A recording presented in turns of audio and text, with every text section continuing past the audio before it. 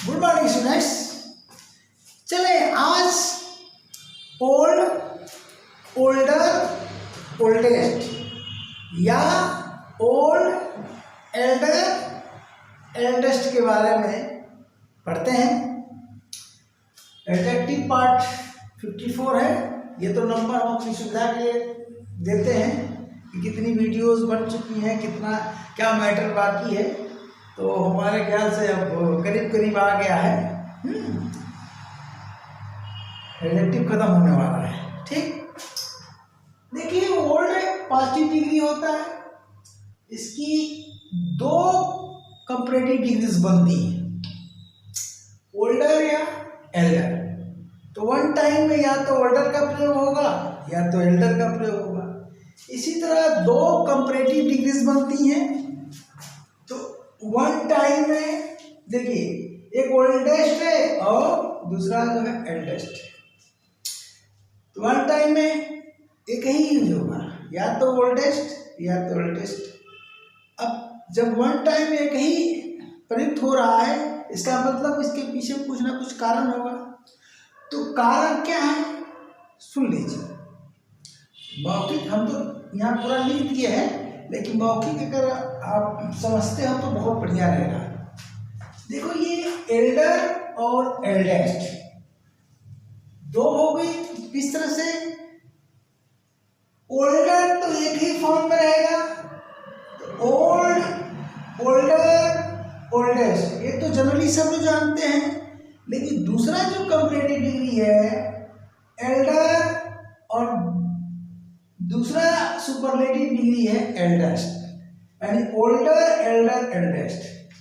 तो ये एल्डर और एल्डेस्ट का प्रयोग कहाँ होता है और ओल्डर ओल्डेस्ट का है। यहीं पर अगर आप समझ लेते हो तो बाकी क्लियर हो जाएगा।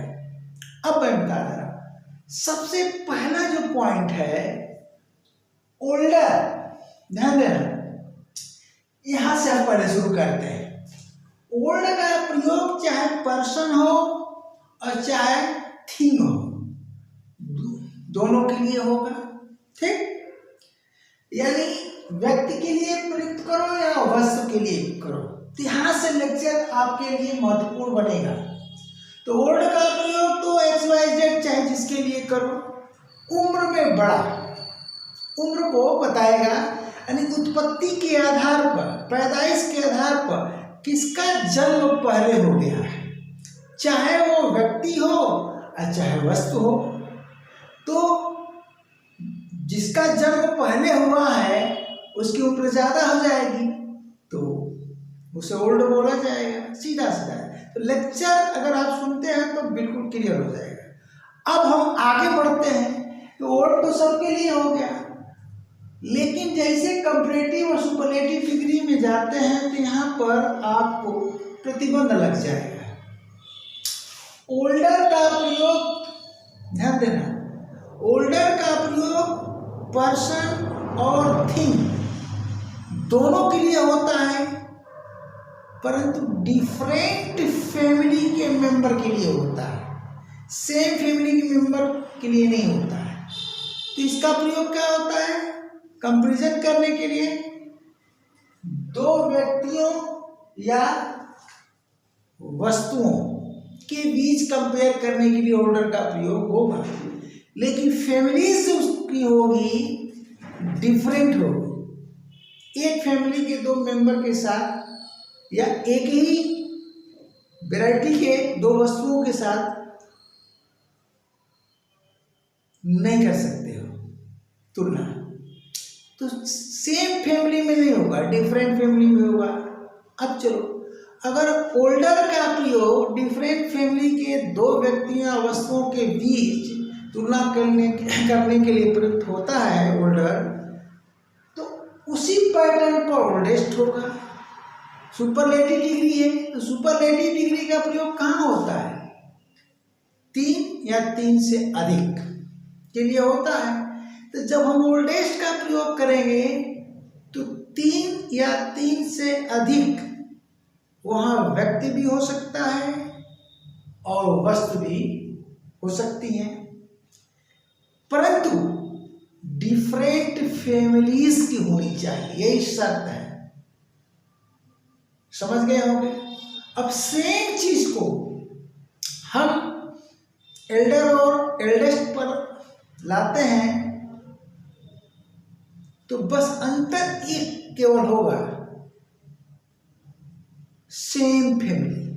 यानी एल्डर का प्रयोग, एक अंतर और होगा, एल्डर और एल्डेस्ट का प्रयोग वस्तुओं के लिए नहीं होगा, सिर्फ व्यक्ति के लिए होगा।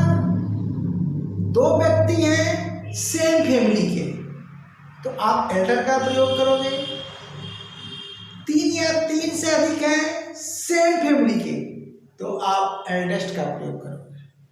ओके, फिर से मैं शॉर्ट में रिपीट कर देता हूं। इस चीज को अगर आप ध्यान से अपने मन में दोहरा लेते हो तो माइंड में सेटअप हो जाएगा।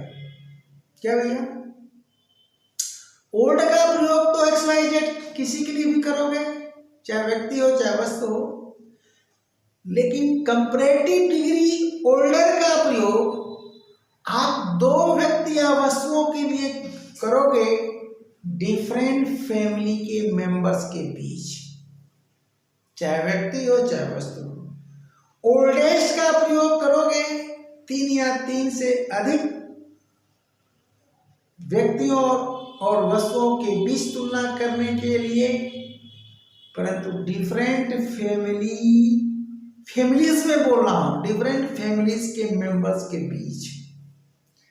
एल्डर का आप प्रयोग करोगे तो सिर्फ और सिर्फ व्यक्ति के लिए, एल्डेस्ट का प्रयोग करोगे तो सिर्फ और सिर्फ व्यक्ति के लिए, वस्तु के लिए नहीं करोगे।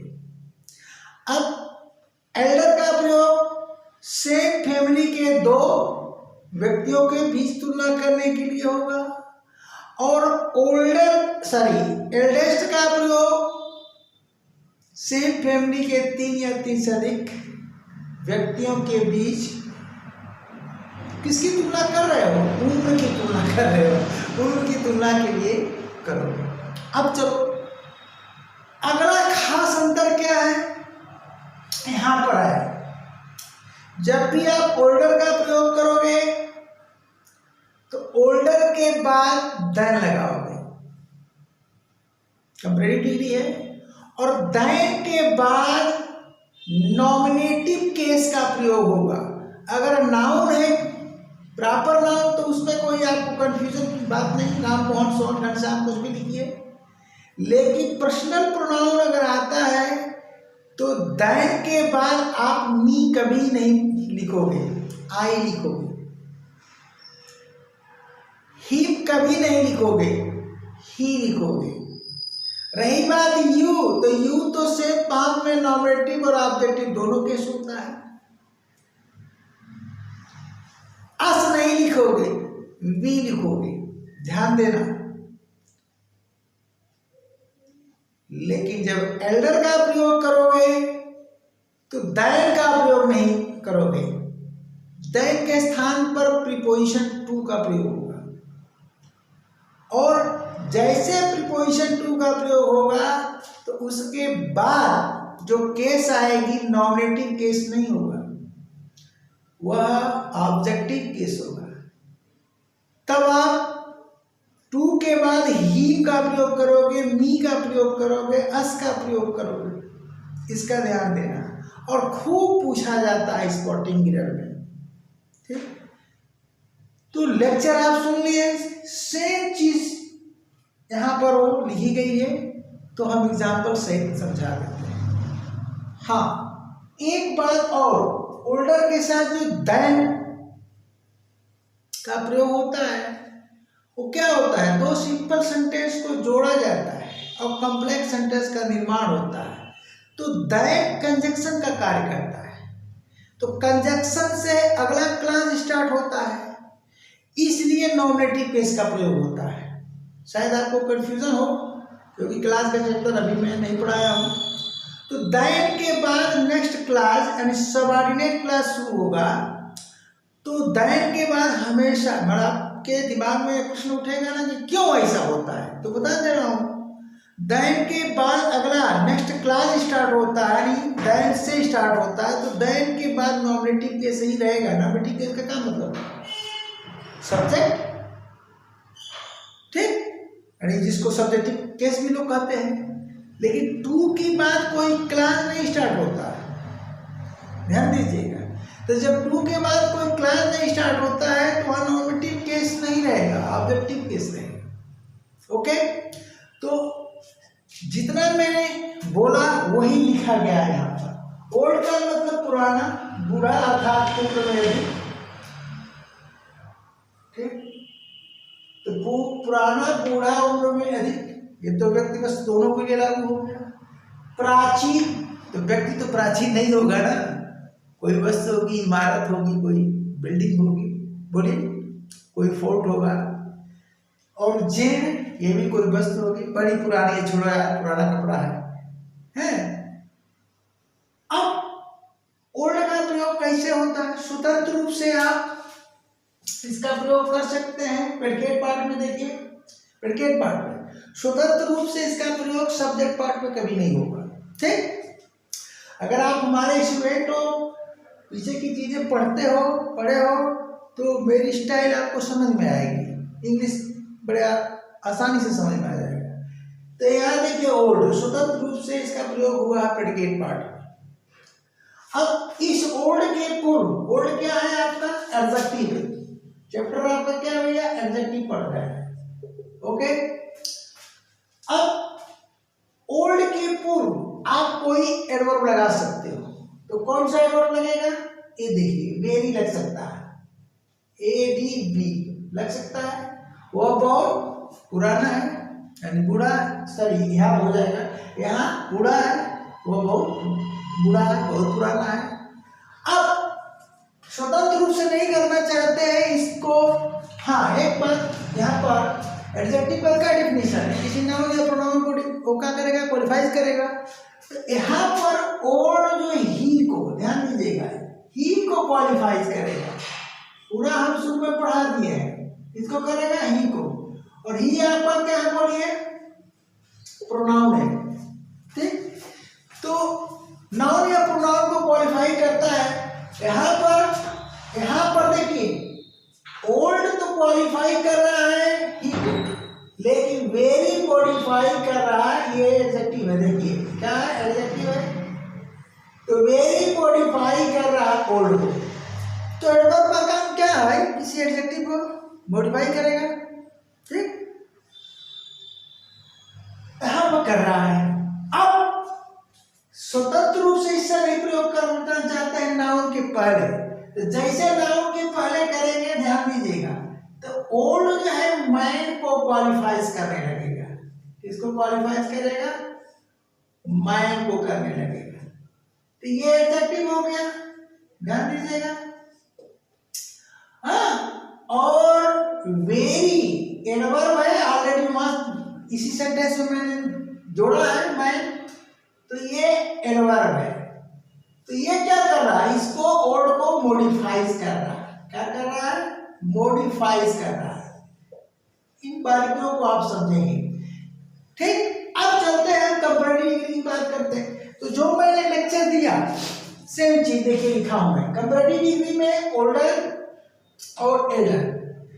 ओल्डर देखिए, it is used to compare between two persons oblique thing. देखिए पर्सन्स भी आ रहे हैं, thing of same different families. गलती से सेम शब्द निकल गया। डिफरेंट फैमिली यानी डिफरेंट फैमिलीज के दो व्यक्तियों या वस्तुओं के बीच तुलना करने के लिए होता है। एग्जाम्पल देखिए, यहां पर है कि both the friends are old. ध्यान दीजिए, दोनों मित्र पुराने हैं, उम्र दराज है, उम्र में बड़े हैं। But Mohan is older. ध्यान दीजिएगा, Mohan is older than Sohan. Sohan nominative case में, वहां से सेंटेंस का एनालिसिस करो, both the friends are old, तो एनालिसिस करते हो तो इन दोनों, ये जो बोथ शब्द लगा है दोनों के लिए लगा है, मोहन सोहन दोनों के लिए, तो एक सेंटेंस हो जाएगा कि मोहन इज ओल्ड और दूसरा सेंटेंस हो जाएगा सोहन इज ओल्ड। अब दोनों को जोड़ दो, यानी मोहन इज ओल्ड और सोहन इज ओल्ड, इसमें दो वाक्य है, इसमें क्या है, दो वाक्य है, Mohan is old Sohan is old. अब हम दोनों को जब जोड़ेंगे तो दैन के बाद अगला नेक्स्ट क्लास शुरू होगा, तो जब अगला क्लास शुरू होगा तो सोहन क्या है, नॉमिनेटिव केस में प्रयुक्त होगा।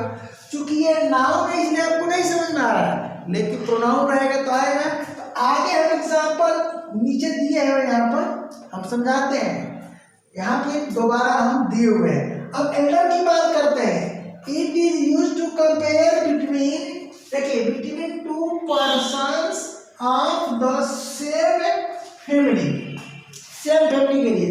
तो यहाँ पर देखिए he is my elder brother, आप या तो ये स्टेटमेंट बोल दीजिए वह मेरा एल्डर ब्रदर है, यानी हम दो ही भाई हैं, वो मुझसे बड़ा है, या आप बोल दीजिए कि my elder brother, sorry my brother is elder to me. यहाँ पर देखिए इस सेंटेंस का क्या भाव है, he is my elder brother, यानी वह मुझसे बड़ा भाई है, ये सेंस है।